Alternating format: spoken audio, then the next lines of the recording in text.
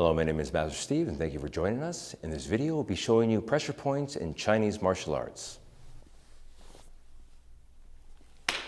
Today in our culture, we have to contend with several different body types. As you can tell, they have changed over the 1,000 years. Thank God, or whatever you want to say. They have changed. They're not the same as they were 1,000 years ago. So I'm going to show you 3 techniques that pretty much universally work with the body types that you'll see today in America or whatever country you're watching this video in. One of them is in the bottom of the jawline. The second one is towards the clavicle. And the third one is underneath the armpit. These 3, if utilized properly, if trained for a long period of time, will be effective in whatever situation you might find yourself in.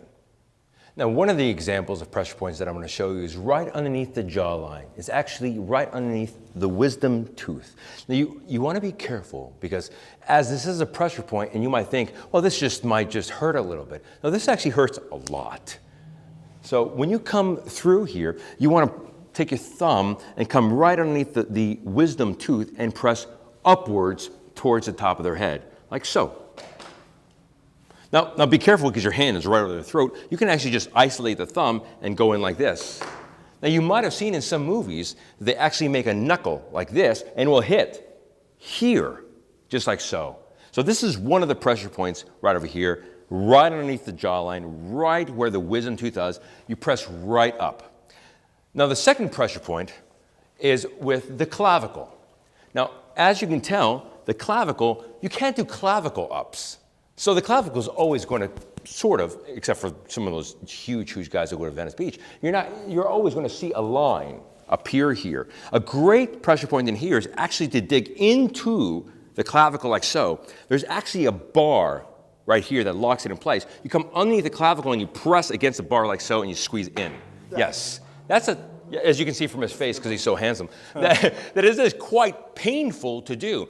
Not easy to do, not always effective, but if you do have that choice, you do have that point there, you can also simply just come into the cavity and press downwards like so.